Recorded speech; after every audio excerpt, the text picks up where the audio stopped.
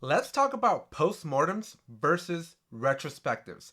What's the difference? Are they the same thing? Should you be using both? All of these questions answered in this video. Make sure you like and subscribe. Make sure if you have any questions, comments, or concerns, you let me know in the comment section below. And finally, I do have paid courses. So if you're interested in taking a paid course with me, make sure you check out the link in the description below to get all the details. Let's jump into today's discussion.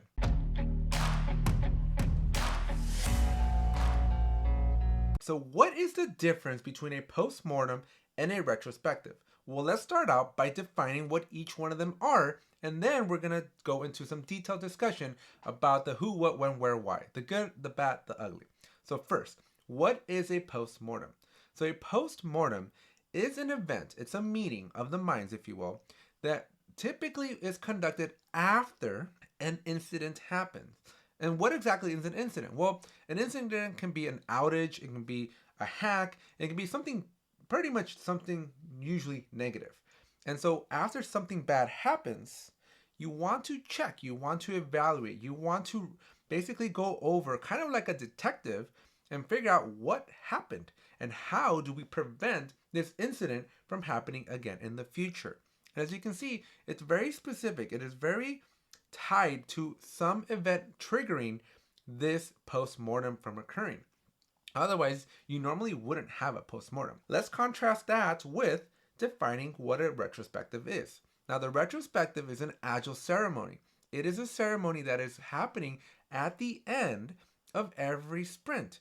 And so this event, this meeting, is on a schedule. It is happening every 2 weeks or however long your sprint is. So there's not really a negotiation. This retrospective is going to happen regardless of if an incident happens or not. So that's kind of the very first differences.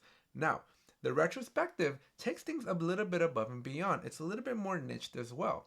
In the retrospective, for any of you certified Scrum Masters out there, you know it's a moment to reflect. It's a moment to look back at the process. It's a moment for your team to have challenging conversations with each other, have a heart-to-heart, and figure out how do you make things better for you, your team, the process, your company, the whole 9 yards. And so the retrospective is a great meeting to reflect, to improve, but not necessarily because something bad happened, because you can always improve and you can always reflect and get that feedback, whether good things are happening or bad things are happening. Versus if you contrast that back with the postmortem is really happening because something bad happened. And that's essentially the key takeaway. Now, I have seen teams do a postmortem after a release. I wouldn't necessarily call this a postmortem because it is good. It is healthy for you. After you have a major release, you should go back and review.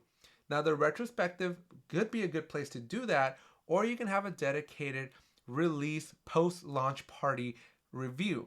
Now, I just don't like the word postmortem because it does imply like somebody died. And so I typically reserve those postmortems for when bad things do happen to just serve as a gentle reminder that something bad happened.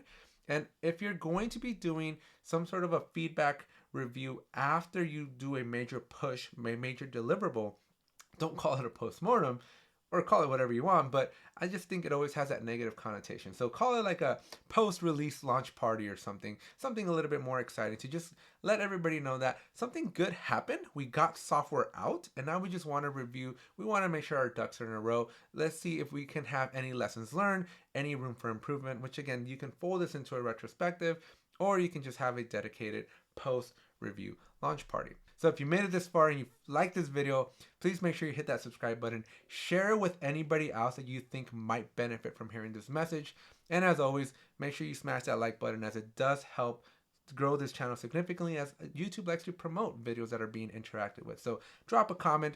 If I touched your heart or if I touched a nerve, let me know in the comment section below as well. And if you're interested in taking a paid course with me, all of that information is in the link in the description below. Thank you very much, and I'll see you in the next one.